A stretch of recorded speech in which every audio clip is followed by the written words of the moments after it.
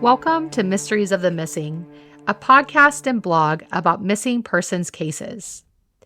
You can find my podcast, my blog, and social media pages on my Linktree at linktr.ee/Mysteries of the Missing. Keep in mind that I am only reporting the events of what have happened per my research through various media outlets. I'm not trained in any way in true crime. Instead, I'm a published author who loves to blog.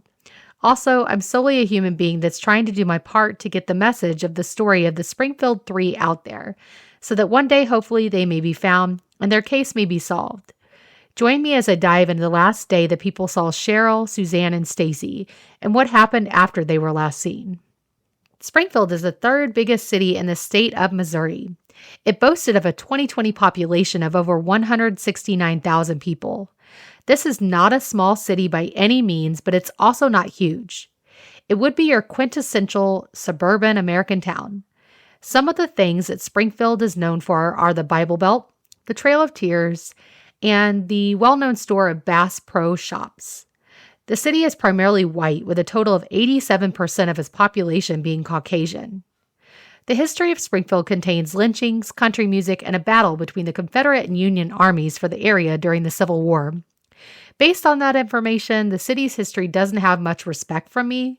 While I do love country music, as I was raised on it, I don't love the racist history I discovered about this city.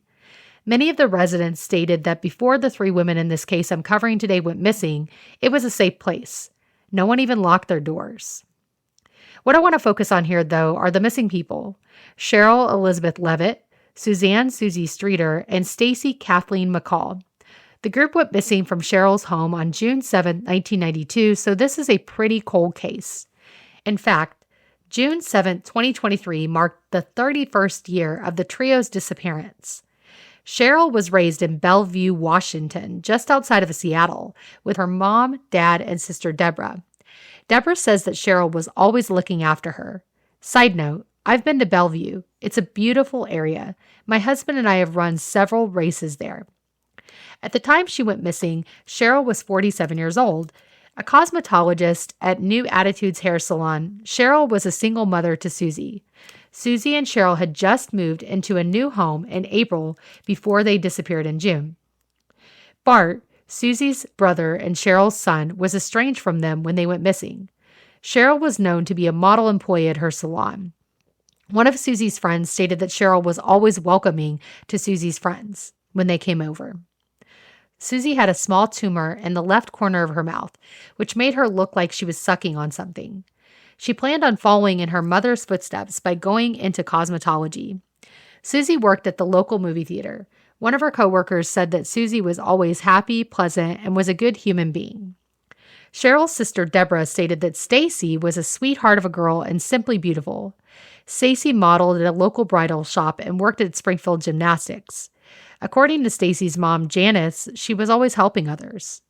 Quote, "They were wonderful people, fun people, just normal people," end quote, said Stephanie Appleby, a friend of Stacy and Suzie, in 2017. Suzie and Stacy met in second grade. However, they grew apart and didn't start hanging out again until 3 to 4 weeks before graduation. The day before they went missing, Suzie and Stacy had just graduated from Kickapoo High School on June 6, 1992. On June 7, 1992, Suzie and Stacy attended graduation parties where they were last seen by their peers. Their original intention was to spend the night in Branson to go to a water park the next day, then at their friend Janelle's house. But after deciding that it was too crowded there, the pair decided to spend the night at Suzie's and Sherrill's house. After 2 a.m., they headed home from Janelle's. Since the girls' jewelry, clothing, cars, necessary medication, and purses were found at the house the next day, it was assumed that the girls arrived there. The night they went missing, Sherrill was last heard from at 11:15 p.m. by a friend on June 6, the evening that Suzie and Stacy graduated. She told her friend she was painting an armoire. At around 7 a.m. on June 7, 1992, Janelle tried unsuccessfully to call Suzie's house. Then, at about 12:30 p.m., Janelle and her boyfriend arrived at Suzie and Sherrill's house because they were supposed to come to her house so they could all drive to the water park together. Of course, Suzie and Stacy didn't arrive, so Janelle was worried. What was jarring was that Janelle found the door unlocked. The porch lamp shade shattered and no sign of her friends or Sherrill. Also, the cars of all three women were found at the home. The women were gone, but their cars weren't. Did they walk somewhere or did someone take them with their own car? Sadly, Janelle and her boyfriend swept up the broken glass from the porch lamp shade, which police stated could have gotten rid of evidence. They were just trying to help, but they destroyed something that could have been tied back to the kidnapper. Word to the wise, if you feel weird about something and you discover your friends are gone when they say they will meet you, do not touch anything. What happened to Janelle next would have freaked me out. When she and her boyfriend went into the house, the phone rang and a strange man started speaking sexual things to Janelle. Scared, Janelle hung up. Then another call came in from the same man, and she hung up again. Thank God Janelle wasn't alone, that her boyfriend was with her. However, this makes me think that the person knew Janelle was in the house and was perhaps watching her. But how? It was 1992, and the cell phones at the time were very primitive, as well as the fact that not everyone had them. Now, the family dog appeared agitated as if something had happened. Animals usually know when something is wrong, and they pick up on the feelings of their owners. Clearly, the dog was mirroring what the Springfield Three had felt when they went missing. Spooky. After not receiving word from her daughter, Janice, Stacy's mother, came to the home to find out what was up. She discovered both Sherrill and Suzie's cigarettes were still in the home, and they never went anywhere without them. They were chain smokers. In addition, Stacy's clothes were folded neatly, and the trio's purses were left on the floor. Immediately, Janice called the police from the home phone to report the women missing. In the process, she listened to a strange message on the answering machine from the same man who had said obscene things to her on the phone. And she was the second person to mess with evidence. She erased the voicemail.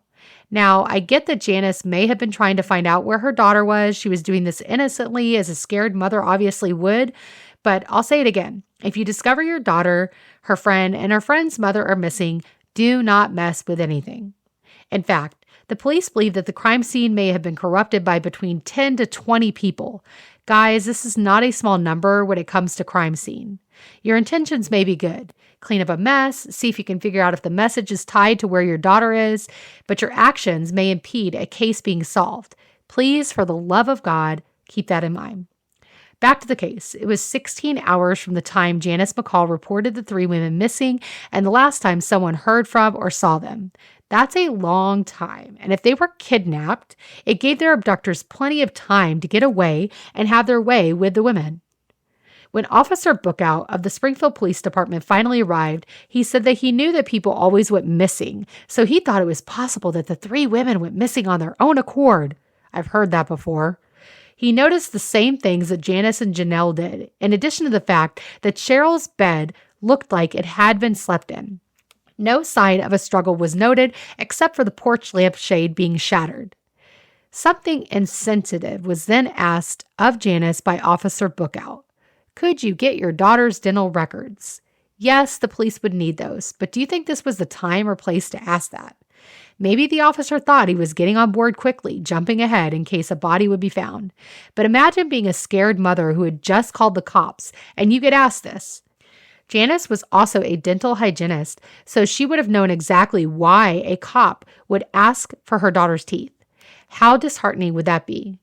As Officer Bookout left the home, he locked the door and left a note for the three women to call the police department to cancel the search when they came back home. I think that was smart, and I've never known a police officer or investigator to do that. Unfortunately, the women never called the police department. The Springfield Police Department used divers to search Lake Springfield and the James River, but nothing turned up. The whole area is covered in dense forest. Stacy's mom asked for hunters to be on the lookout while they were hunting. 60 people searched with all-terrain vehicles and by foot, but nothing came up. Houghton Lake is about an hour from Springfield, and many families go fishing there. One of the officers with details went to search in that area. A fisherman at Houghton Lake said that when he brought up his artificial feed, it had blonde hair on it. Did the hair belong to the women? No, it turned out to be moss. Darn it. This case got a lot of coverage within the first few months after the women went missing. The FBI got involved just 2 days later on June 9, 1992. In addition, more than 20,000 missing persons posters were posted around Springfield, and CBS, The Oprah Winfrey Show, and 48 Hours covered the women's cases after they disappeared. After the three went missing, Janice McCall had a dream that Stacy was tied to a high-backed chair. Super creepy. Just 6 days later, on June 12, 1992, an anonymous tip came in. It was in a sealed envelope left in a newspaper box in a grocery store, and it said, quote, "Used ruse of gas man checking for leaks," end quote. It was a dead end. On June 15, 1992, police switched back to investigating the house and the neighborhood. Neighbors reported seeing a transient with long, scraggly hair near the house prior to the disappearance. A gas station clerk, Steve Thompson, stated that he saw the women on the night of their graduation. Supposedly, they came in, bought a couple things, and left in separate cars. Stacy was in a gold car with a man in his 30s with long black hair and a mustache. Guess what? He matched the transient described by the neighbors. Supposedly, Steve said that Sherrill came in at 2:15 a.m. after Suzie and Stacy left to ask if he had seen her daughter and her friend. On December 31st, 1992, a man called America's Most Wanted with information about the Springfield Three's case, but his call was disconnected by the phone operator who attempted to transfer him to the police department in Springfield. Facepalm! Yet another mishap occurred with this case. The Springfield police believed this man had evidence that could help solve the case, and they responded by begging the man to call them. He never did call in anywhere about the case again.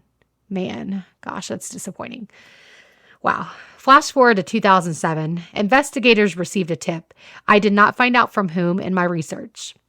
They received a tip that the women's bodies were buried under the foundation of the south parking garage at Cox Hospital. Crime reporter Kathy Barrett and mechanical engineer Rick Norland used ground-penetrating radar to scan the area, and they found 3 anomalies consistent with the gravesite. The parking garage was built in September 1993, over a year after the women went missing. This means that the one who provided the tip may have been A, the kidnapper and possible murderer, or B, may have been affiliated with the kidnapper and or possible murderer. Investigators say the tipster didn't provide them with the way or the reason that they knew this information, but one can guess how this individual knew what they did.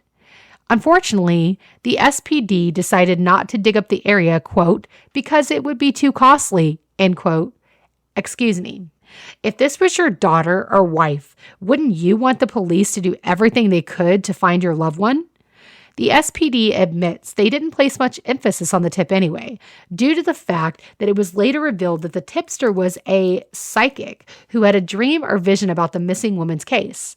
I may be mystical, but sometimes psychics are right. Yes, other times they may mess up a case or provide wrong information, but in this case, why were there anomalies found in the parking garage that resembled graves, which was proven by an expert? I think, again, the police dropped the ball in this case, and by now it's not surprising to me. Nearly every case that I've covered has been one in which the investigators haven't done their job right or at all. Potential suspects and situational theories include the following. Usually, the loved one is the first suspect that the police look at when someone goes missing, and this case is no different.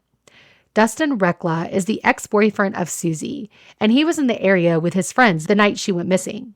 What's so odd about Dustin? Well, 3 months before Suzie went missing, he stole gold fillings from a skull from a mausoleum. You have to be pretty desperate to rob gold from the mouth of a dead person, and pretty sick too. But does that make you a killer or a kidnapper? Maybe, maybe not. However, Dustin didn't commit his theft alone. 2 friends, Michael and Joseph, also stole with him. Suzie gave a statement about the theft before she broke up with Dustin, and she stated that she was afraid that she would have to testify in court. Subsequently, Michael said that he would like to see the 3 women dead.